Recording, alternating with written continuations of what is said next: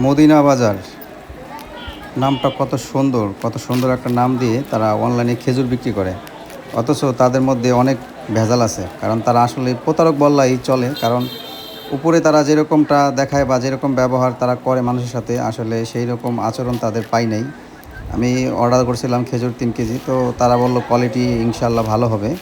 তো আমি তাদের কথা বিশ্বাস করে আমি খেজুর অর্ডার করি। অবশেষে আমাকে খেজুর পাঠিয়ে দেয় কুরিয়ার করে। আমি খেজুরটা রিসিভ করার জন্য যাই বাসার সামনে।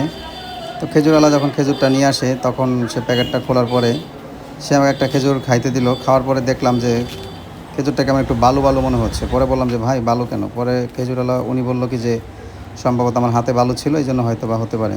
তো উপরে দেখেন কত সুন্দর করে খেজুর দিয়েছে, কিন্তু আসলে আমি একটা জিনিস ভুল করছি, সেটা হলো খেজুরগুলো আমি ভালো করে নিচেরগুলো দেখি নাই। উপর দিয়ে তারা সুন্দর সুন্দর কিছু খেজুর দিছে, যেগুলো তারা অ্যাড দেয় ওই রকম কোয়ালিটির খেজুর উপরে দিয়েছে, কিন্তু ভিতরের খেজুরগুলা একেবারে ছোট ছোট, এমনকি গলা, আর প্রচুর বালু। তো যারা অনলাইন থেকে খেজুর কিনবেন অবশ্যই আমার মতো এই ভুলটা তারা করবেন না। খেজুরগুলা লেড়ে চেড়ে নিচের খেজুরগুলোও চেক করবেন, কারণ যারা প্রতারক তারা নিত্য নতুন ব্যবহার করে, আইডিয়া ব্যবহার করে তারা এই প্রতারণার শিকার মানুষকে করে। যাই হোক, আমি প্রতারণার শিকার হয়েছি, আপনারা কেউ যেন না হন। সেই জন্য অনলাইনে খেজুর অর্ডার করলে অবশ্যই খেজুরগুলো খুব সুন্দর করে যাচাই বাছাই করে দেখবেন। আর অবশ্যই মদিনা বাজার থেকে কেউ খেজুর কিনবেন না, কারণ তারা অরিজিনাল একটা প্রতারক।